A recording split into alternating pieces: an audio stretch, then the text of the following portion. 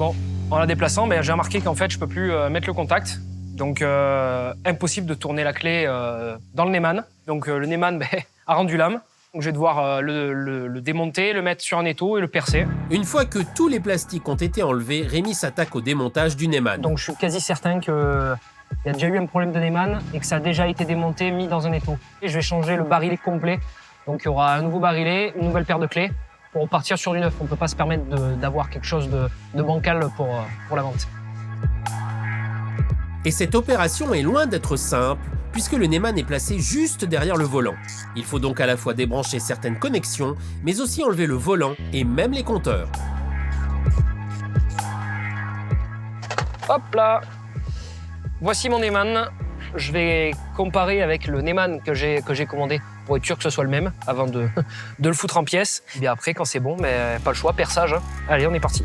Un Neyman de Super 5 neuf coûte 150 €. Donc voici le nouveau. Donc je vais bien prendre le temps de les comparer l'un l'autre avant de le percer et de faire le démontage, puisque je ne pourrai pas revenir en arrière. Je veux m'assurer que ce soit les deux mêmes, qui soient conformes et qui se montent surtout sur mon support de Neyman, pour ne pas être embêté. Donc là, je vais devoir effectuer le démontage de celui-ci. Donc on voit déjà qu'il manque la vis de verrouillage. Donc les broches m'ont l'air d'être standards l'une et l'autre. Au niveau du code couleur, j'ai quasiment le même code couleur. Je dois donc démonter le barillet, c'est cette pièce-là. Et là, pas de choix, je ne peux pas mettre ma clé pour la mettre en position de démontage. Donc il faut que je perce proprement pour récupérer le corps du Neyman.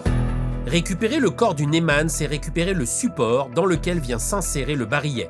Car le support, lui, n'est pas à changer, il est en parfait état. Donc là, je vais mettre de l'huile de coupe pour entamer mon perçage. Alors l'huile de coupe, c'est un lubrifiant qui permet de faciliter la coupe du forêt. C'est surtout pour éviter la chauffe et pour éviter de l'user en fait prématurément. C'est l'opération la plus délicate de cette réparation, arriver à percer le barillet endommagé sans abîmer le support du Neyman. Donc là, la première étape est faite. Et je vais passer de plus en plus gros jusqu'à ce que j'arrive à en retirer la totalité de mon barillet avec mes peignes. Et normalement, là, je devrais réussir à tourner la position manuellement.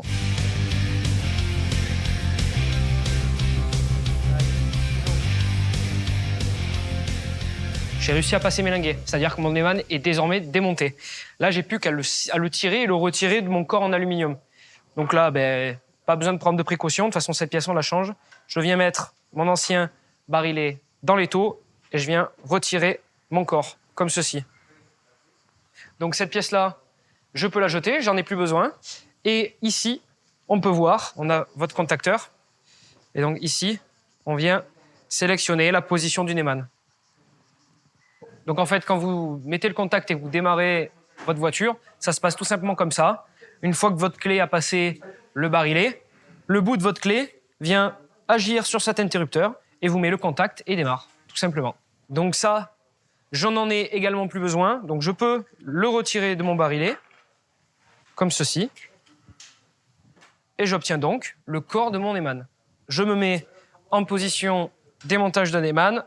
Et là, je viens passer mon câblage électrique à l'intérieur. Le barillet est en place. Et là, je peux le retirer. Ça ne bouge plus. J'ai juste à mettre ma petite vis de verrouillage à cet endroit. J'ai bien mon bloc volant qui fonctionne correctement. Donc pour moi, c'est bon, il n'y a plus qu'à remonter sur la voiture. En remettant le nouveau Neyman en place, Rémi doit être très attentif puisqu'il doit également rebrancher l'électronique, les commandes au volant, le compteur, mais également faire attention à remettre le volant bien droit et veiller à bien le serrer. Si cette opération n'était pas prévue dans les réparations, elle est un vrai plus pour une vente. En effet, sur des voitures aussi âgées, bien souvent le Neyman est usé et il accroche au moment de démarrer. C'est donc un souci en moins pour un acheteur potentiel. Voilà, mon volant est maintenant serré. Je n'ai plus qu'à remettre le petit cabochon Renault qui se met comme ceci. Donc, je viens mettre mon contact et normalement mon tableau de bord devrait pouvoir s'éclairer. Impeccable, c'est bien le cas. Et je n'ai plus qu'à démarrer. Impeccable. Tout fonctionne.